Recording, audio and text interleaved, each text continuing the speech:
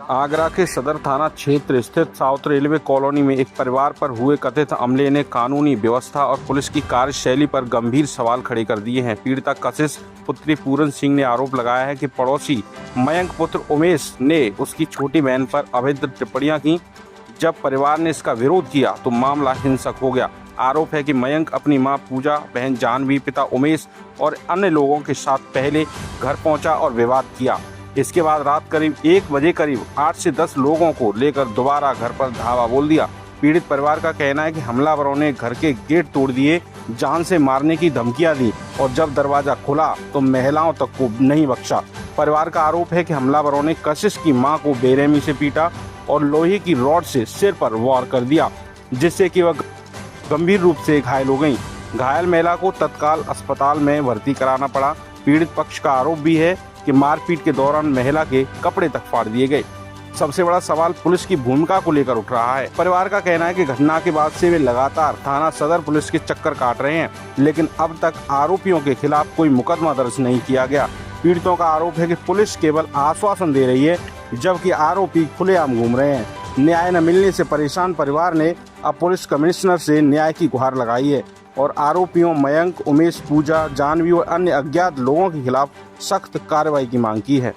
मामला ये था सर कि मैं अपनी बच्चियों के साथ रहती हूँ रेलवे कॉलोनी में। मेरी 3 बेटियां हैं और तीसरे नंबर की जो बेटी थी उससे एक पास का जो बच्चा है इधर उधर निकलता, कई बार उसने कमेंट मारे, उल्टी सीधी बातें करी, कोई दिक्कत नहीं। अभी 5-6 दिन पहले की बात है, तो उसने 10 बजे के समथिंग में ऐसे ही उल्टा सीधा कमेंट मारा। वो अपने ग्राउंड के अंदर बैठी थी, मैं भी बैठी थी, तो मैंने कब की बात है ये 11 तारीख की बात थी। 11 महीने की 11 हाँ, तारीख। इसी का हाँ। तो मैंने उससे पूछा, मैंने बेटा मैंने कि तुम इधर उधर निकलते हो, ऐसा कमेंट क्यों मारते हो मेरी बेटी पे? तो बोला कि मैं तो ऐसे ही मारूंगा, ये करके वो चला गया। तो अपनी माँ को और बहन को लेके आ गया। तो दोनों में वो जो बातें हुई, तो फिर उसके बाद में मेरा भतीजा था और उसने रफे दफे करवा दी, कोई दिक्कत नहीं। वो धमकी दे के चले गए, तो मैंने कि ठीक है, कोई बात नहीं है, धमकी जो देनी है दे दो, कोई दिक्कत नहीं। क्या नाम है? जो मयंक नाम है, मयंक नाम है, वही परेशान करता है। और तो उसके बाद में फिर कोई ऐसी बात नहीं हुई थी, चले गए थे वो लोग। अब इन लोगों ने जो धमकी दे के गई, मैंने ऐसा कुछ सोचा ही नहीं था। क्या धमकी दी थी इन्होंने? धमकी ये दी थी कि मतलब तुम्हें जो करना है कर लो, और मैं तो ऐसे ही बोलूंगा, ऐसे ही करूंगा, और मेरे तो भाई मेरे मामा दबंग हैं और मैं ये करवा दूंगा। वो राजस्थान के रहने वाले हैं, तो मैं ये करवा दूंगा। वो बहुत सारी धमकियां दी। तो मैंने कहा चल कोई बात नहीं, बच्चा है, बोल गया, चलो ठीक है। अब मैंने इतना वो नहीं किया। उसके बाद में फिर मैं सो गई अपना गेट बंद करके।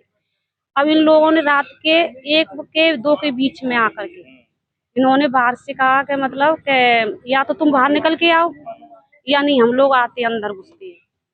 तो जैसे ही ये लोग अंदर घुसे तो मैं सोचा नहीं शायद 1-2 लोग होंगे। तो इसके पापा थे उस लड़के के, जिनका नाम उमेश मीना है, और उनकी बहन थी जानवी मीना, उनकी वाइफ थी पूजा मीना। ये लोग और उनके साथ कम से कम 10-11 लोग थे जो उन्होंने बुलाए गए थे। ये लोग गाड़ी में आए थे। अब ये कहाँ से आए मुझे नहीं पता। उन लोगों ने मतलब मेरे क्वार्टर की जो फेंसिंग है वो छोटी है, तो ये कूद के भी आए, कुछ गेट तोड़ा, कुछ गेट के साइड से निकल के आए। जैसे मैंने गेट खोला तो इन लोगों ने मेरे ऊपर, जिसने जैसा बना मेरे ऊपर करा, और लोहे का जो भी था इनके पास, मैंने इतना ध्यान नहीं दिया, ऐसे करके मारा सर। तो मेरी जी यहाँ से यहाँ फाड़ दी, और मेरे कपड़े वपड़े भी जो भी करा उन्होंने उल्टा सीधा। मेरे गले में जो था मंगलसूत्र टाइप का था, लॉकेट, वो भी छीन कर ले गए। मुझे बेहोश हालत में एकदम। इसके संबंध में आप पुलिस के पास गई? पुलिस के पास में बेहोशी हालत में थी। मेरी बेटी बड़ी वाली मुझे हॉस्पिटल लेके गई।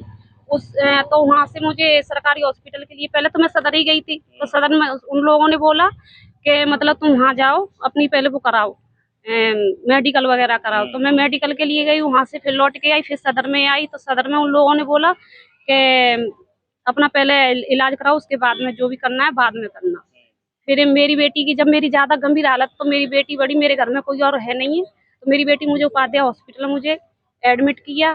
फिर मेरा तो मेरी बेटी ही भगा दौड़ी कर रही है। अब ये कोई नहीं है जो मतलब सुन ले, कम से कम 4-5 बार 6 बार जो भी मेरी बेटी जा रही है, लेकिन वहाँ कोई सुनवाई नहीं हो रही है। आप कमिश्नर साहब के पास आए? हाँ, मैं कमिश्नर सर के साथ आई हूँ यहाँ पर यहाँ पर भी मुझे ये कह दिया है कि जो भी है मतलब वो सीओ साहब जो भी है वो करेंगे आपका। वो तो अभी आप क्या